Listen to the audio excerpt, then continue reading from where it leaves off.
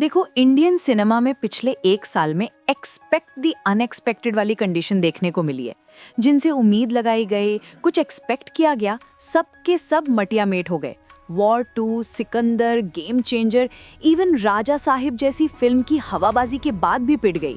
लेकिन आज हम बात करने वाले हैं उन मोस्ट हाइप्ड अपकमिंग फिल्मों की, जो भाई अगर 1000 करोड़ से नीचे का कलेक्शन कर लेना, खास करके नंबर 4, 1 एंड 6 पे जो फिल्में हैं, तो मैं अपने चैनल का नाम बदल के वो रख लूँ जो आप बताओ। ओके, तो वीडियो स्टार्ट करते हैं। हाँ, तो इस लिस्ट की पहली फिल्म वही है जिसके बारे में आप सोच रहे हो। मतलब दुनिया भर के डायरेक्टर्स 3-4 साल लगाते हैं एक सीक्वल बनाने में, और यहाँ धुरंधर 1 दिसंबर 2025 में आई और मार्च 2026 में पार्ट 2 हाजिर है। मतलब ये तो वही बात हो गई कि अभी तो पॉपकॉर्न खत्म भी नहीं हुआ और दूसरा इंटरवल आ गया। माने पब्लिक का खून अभी ठंडा भी नहीं हुआ था कि रणवीर ने वापस से जसकीरत सिंह रांगी बन के entry. Ladies and gentlemen, you are still not ready for this. Momentum इतना हाई है कि लोग पुरानी फिल्में भूल ही नहीं पाए। फिल्म का रन टाइम 3 घंटे 55 मिनट है। मतलब इतनी देर में तो एक पूरा सेमेस्टर पढ़ लेते या फिर फ्लाइट से कोलकाता से दुबई चले जाते। बट इस फिल्म की हाइप का लेवल देखो। इतनी लंबी फिल्म होने के बावजूद सुबह 6 बजे के शोज हाउसफुल हैं। फैंस मूवी देखने नहीं, एक्शन का महाकुंभ नहाने जा रहे हैं। It's not just a movie, it's a commitment bro. Internet पे डिटेक्टिवगिरी इतनी बढ़ गई है कि लोग सीबीआई से ज्यादा बड़े साहब को ढूंढ रहे हैं। कुछ कह रहे हैं कि इमरान हाशमी है, तो कुछ लोग अभी भी कह रहे हैं कि भाई सलमान खान ही है। हाइप इतनी ज्यादा है कि अगर थिएटर में पर्दा उठे और बड़े साहब कोई अननोन निकले तो ऑडियंस वहीं धरना दे देगी। ये बिल्कुल वैसा ही है जैसे कटप्पा ने बाहुबली को क्यों मारा। टिकट प्राइसेस भाई 500 रुपए से लेके 3100 तक बिक रहे हैं। मतलब इतने में तो पहले 1 महीने का राशन आ जाता था। बट अब रणवीर सिंह को जिलिया का बादशाह बनते देखने के लिए लोग इतने पैसे देने को भी तैयार हैं। धुरंधर 2 में इतनी फायर है कि इसकी असली कंपटीशन कोई फिल्म नहीं बल्कि सीधा एलपीजी सिलेंडर है। क्योंकि आज इंडिया में 2 ही चीजें डिमांड में है, एक एलपीजी सिलेंडर तो दूसरी धुरंधर 2, और दोनों ही फायर है भाई, फायर। 120 करोड़ की प्री सेल्स, मतलब इतने में तो कोई बॉलीवुड मूवीज का पूरा बजट निकल जाता। और यहाँ सिर्फ फिल्म रिलीज होने से 3 दिन पहले ये फिल्म इतना कमा चुकी है। शाश्वत सचदेवा के 2003 का वो बॉम्बे रिकॉर्ड्स वाला गाना उठाया और उसमें ऐसी एनर्जी भरी है कि लोग जिम में बिना वेट उठाए ही बॉडी बना रहे हैं। रणवीर का बीस्ट मोड और ये आरी आरी ट्रैक कॉम्बिनेशन इतना डेडली है कि इंस्टाग्राम रील्स पर हर दूसरी वीडियो यही है। और जहाँ पहले पार्ट का डे 1 का फुटफॉल सिर्फ 7.5 लाख था, मतलब सिर्फ 7.5 लाख लोग पहले दिन आए थे, वहीं दूसरे पार्ट का फुटफॉल 30 लाख प्लस का जाने वाला है। मतलब 30 लाख से ज्यादा लोग पहले दिन ये फिल्म देखने जा रहे हैं। अगली फिल्म वही है जो धुरंधर के रास्ते में सांड की तरह खड़ी थी और लाल लाल आंखें दिखा रही थी। देखो, आज भी पब्लिक को रॉकी भाई की इतनी आदत हो गई है कि अब यश अगर स्क्रीन पर सिर्फ खड़े होकर चाय भी पिएं तो लोग उसे भी इंटरनेशनल टी टेस्टिंग इवेंट बोलकर 500 करोड़ की ओपनिंग दिला देंगे। भले ही क्लैश अवॉइड करने के बाद लोग रॉकी भाई को पुकी भाई, कॉकी भाई कुछ भी कह रहे हो, लेकिन इंस्टा की ये वायरल रील इन बार आप भी देखो। खैर, टॉपिक पे आए तो देखो, KGF 2 के बाद यश ने इतना लंबा ब्रेक लिया जैसे कि वो सच में किसी गुफा में बैठ के सोना ढूंढ रहे हैं। 4 साल बाद उनकी वापसी हो रही है। मतलब भाई ने इतना वेट कराया है कि फैंस को लग रहा है कि फिल्म में अवतार का सीक्वल आ रहा है। और जब तक ये फिल्म आएगी तब तक तो लोग KGF की स्क्रिप्ट भी भूलकर यश को ही भगवान मान चुके होंगे। खैर, डायरेक्टर गीतू मोहनदास कह रही हैं कि fairy tales for grown ups, मतलब यहाँ सिंड्रेला जूती नहीं खोएगी बल्कि दुश्मनों का सर खो देगी। सोचो, एक ऐसी कहानी जहां प्रोटैगनिस्ट गोवा के DRG माफिया से लड़ रहा है, वो भी 1970 के टाइम में। ये कोई डिज्नी वाली परी नहीं है जो जादू की छड़ी घुमाए। यहाँ यश शायब गन घुमाएंगे और बैकग्राउंड में रॉकिंग स्टार यश बजेगा। प्रोड्यूसर्स तो ताल ठोक के बोल चुके हैं कि फिल्म रिलीज होने से पहले ही 750 करोड़ कमा चुकी होगी। हाँ, प्रोड्यूसर जय धनंजय के मुताबिक फिल्म ने थिएट्रिकल रिलीज से पहले ही लगभग 600 से 750 करोड़ की कमाई कर ली है। मतलब वही OTT, सैटेलाइट और म्यूजिक राइट्स वगैरह बेच के। देखो, टॉक्सिक इसलिए इतनी हाइप्ड है ना क्योंकि यश ने क्वांटिटी के चक्कर में अपनी करियर की क्वालिटी का दही नहीं जमाया। जब सलमान खान लद्दाख की ठंड में लो ऑक्सीजन ट्रेनिंग का नाटक कर रहे हैं और स्क्रीन पर थके हुए लग रहे हैं, तो यश ने चुपचाप गोवा के माफिया सेटअप तैयार कर लिया, जो स्टाइलिश भी है और नया भी। ट्रेड एनालिस्ट लोगों का मानना है कि टॉक्सिक सिर्फ रिकॉर्ड तोड़ने नहीं बल्कि नए रिकॉर्ड्स बनाने आ रही है। अब जिस फिल्म की मैं बात करने वाली हूँ ना, उसका प्रमोशनल मटेरियल बाहर आते ही पता है लोग कार्तिक आर्यन के पीछे पड़ गए और उसकी गाँव फाड़ने लगे और कहने लगे हाँ सही पकड़े हो, भूत बंगला की बात कर रही हूँ। अक्षय कुमार और प्रियदर्शन का मिलना बॉलीवुड में वैसा ही है जैसे हॉस्टल के कमरे में चखने और दारू की बोतल, मतलब सब टूट पड़ते हैं। पिछले कुछ टाइम से अक्की पाजी ने इतने एक्सपेरिमेंट्स करें, जैसे कभी सोशल मैसेज, कभी बायोपिक, कभी रेस्क्यू मिशन। ऑडियंस को लगने लगा था कि वो भूल ही गए हैं कि उनका असली टैलेंट लोगों को हंसा हंसा के पागल करना है। लेकिन अब जब वो वापस परेश रावल और राजपाल यादव के साथ आ रहे हैं तो पब्लिक काफ़ी खुश है, जैसे सालों बाद किसी ने सही वाला हेरा फेरी का पासवर्ड लगा दिया हो। बात सीधी है कि Priyadarshan plus Akshay Kumar equals to 2000 वाली यादें। ये वही कॉम्बो है जिसने हमें सिखाया था कि जोर जोर से बोल के लोगों को स्कीम बता दें। लोग टीजर इसलिए नहीं देख रहे कि स्टोरी नहीं है, बल्कि इसलिए देख रहे हैं क्योंकि उन्हें वो पुराना लो लॉजिक हाई मैजिक वाला सुकून चाहिए। और ये फिल्म नहीं, हमारे बचपन का रियूनियन है, जिसमें इस बार तबू भी हैं क्योंकि लॉजिक तो उन्हीं के पास है। और ऐसा मैं नहीं, डायरेक्टर खुद बोल रहे हैं। सच तो ये है कि ऑडियंस भूल भुलैया के बाद वापस कुछ ढूंढ रही है, और जब टीजर में वही पुराने चेहरे, वही स्मोकी हवेली दिखी तो फैंस ने कार्तिक आर्यन को साइड करके बोल दिया कि असली किंग तो अब आया है। 12 मार्च को टीजर क्या आया, ऐसा लगा कि जैसे अक्षय कुमार ने बॉक्स ऑफिस को अक्षय तृतीया डिक्लेयर कर दिया हो। देखो, सिर्फ भूत प्रेत नहीं, इस बार महाभारत और वेदास का भी एंगल है। मतलब आप भूत सिर्फ डराएंगे नहीं, शायद संस्कृत में श्लोक भी सुनाएंगे। 3 दिन में 280K प्लस लाइक्स, मतलब भाई इधर में तो हाउसफुल 5 अपनी पूरी जिंदगी निकाल लेती। पब्लिक इतनी डेस्परेट है कि अगर टीजर में सिर्फ अक्षय कुमार हंसते हुए भी दिख जाते तो लोग उन्हें मास्टरपीस बोल देते। खैर, इस मोस्ट हाइप मूवी की ट्रेन में बैठ के अगले स्टेशन की तरफ चलें तो वो स्टेशन इंडियन सिनेमा का एक ऐसा स्टेशन बनने वाली है जो हिंदी सिनेमा, या यूं कहें कि इंडियन सिनेमा के लिए इंटरनेशनल लेवल पर स्टेज से जानी जा रही है और एक नया पोर्टल भी खोल के रख देने वाली है।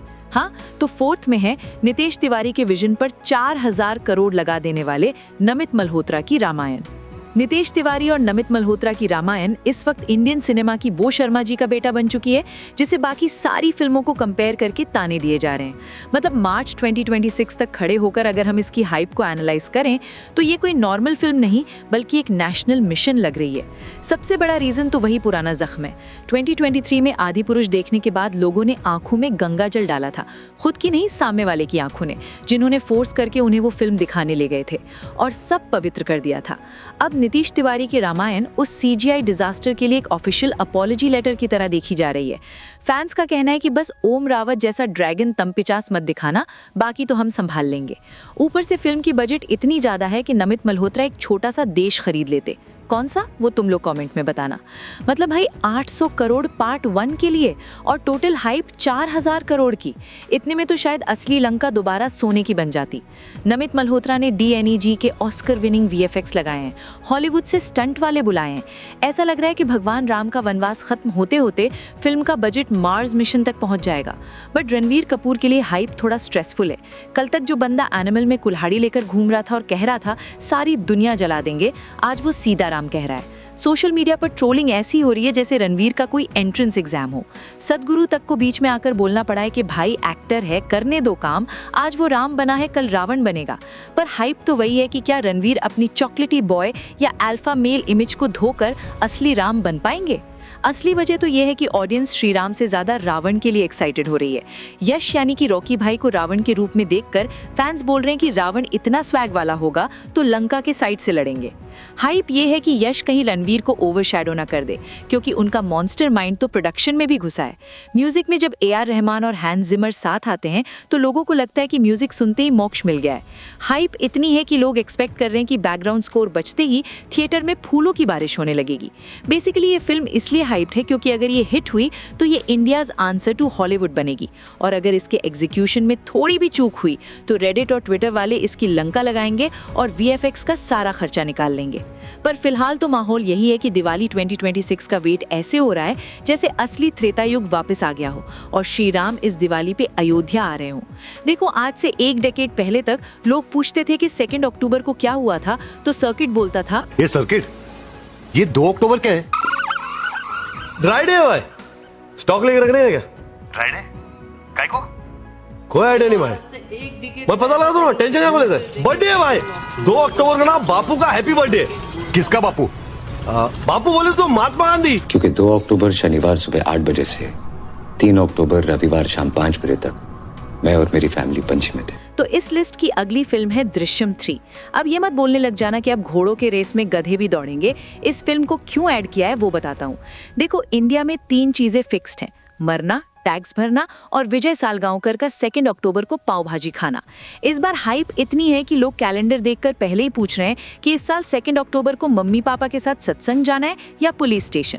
अक्टूबर 2, 2026 को लॉन्ग वीकेंड भी है, मतलब विजय भाई के पास सबूत मिटाने के लिए 3 दिन का एक्स्ट्रा टाइम है।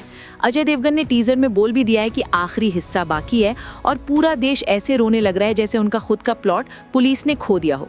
कुछ ही घंटों में 213K व्यूज तो बस ट्रेलर का ट्रेलर है। फैंस को लग रहा है कि इस बार विजय सालगांवकर शायद पुलिस वालों को ही गायब कर देगा ताकि केस ही खत्म हो जाए। अल्टीमेट क्लोजर के नाम पे जो फोमो बेचा जा रहा है ना, वो नेक्स्ट लेवल है। सबसे बड़ा ट्विस्ट तो ये है कि मेकर्स ने बोल दिया है कि हम मलयालम स्क्रिप्ट फॉलो नहीं करेंगे। मतलब सबटाइटल्स के साथ मलयालम वाली देख के फैन स्पॉयलर्स नहीं दे पाएंगे। मतलब और ये सुनते ही नॉर्थ इंडिया के लोग ऐसे खुश है जैसे एग्जाम का पेपर लीक होने से बच गए हो।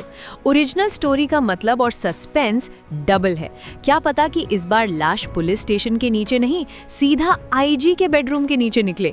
तब्बू और अजय की दुश्मनी तो एवरग्रीन है ही, पर जैदी पहलावत की एंट्री से हाइप में तड़का लग चुका है। लेकिन अक्षय खन्ना का 21 करोड़ मांगना और वीक के चक्कर में एग्जिट मारना, ये तो अलग ही लेवल का दृश्यम चल रहा था ऑफ स्क्रीन। प्रोड्यूसर्स ने उन्हें घोस्टिंग का लीगल नोटिस भी भेजा है। मतलब भाई, फिल्म से ज्यादा सस्पेंस टू कास्ट की बिलिंग में है। बात करें अजय देवगन की, तो अजय देवगन की आंखें बिना बोले इतना एक्टिंग कर लेती है जितना बाकी एक्टर्स पूरी बॉडी हिलाकर भी नहीं कर पाते।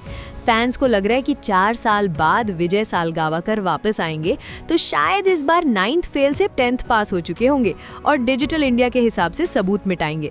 बेसिकली दृश्यम 3 की हाइप इसलिए है क्योंकि हम सबको देखना है कि एक आदमी कितनी बार पुलिस को उल्लू बना सकता है, वो भी बिना पकड़े गए। 2026 तक लोग बस यही दुआ करेंगे कि हे भगवान बस 2 अक्टूबर तक जिंदा रखना, क्योंकि देखना है कि इस बार मुर्दा चोर मतलब विजय सालगांवकर इस बार मुर्दा कहाँ छुपाता है। आज की इस लिस्ट की अगली फिल्म की बात करें तो अनाउंस होने से पहले इसे बेटा बचाओ बेटी को स्टार बनाओ योजना बताया गया था, क्योंकि उस टाइम पे किंग खान का सिर्फ फिल्म में कैमियो होने वाला था।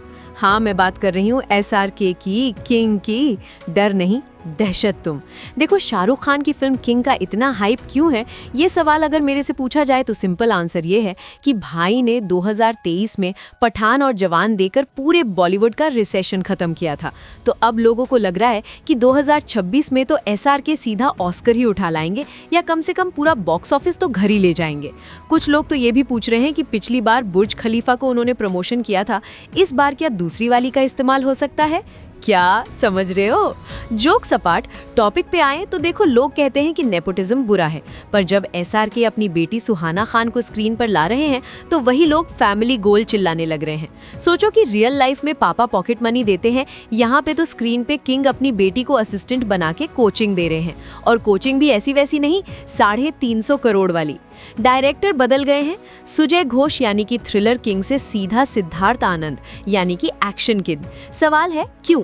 तो क्योंकि पब्लिक को कहानी जैसा दिमाग नहीं, पठान जैसा उड़ता हुआ SRK और ब्लास्ट चाहिए।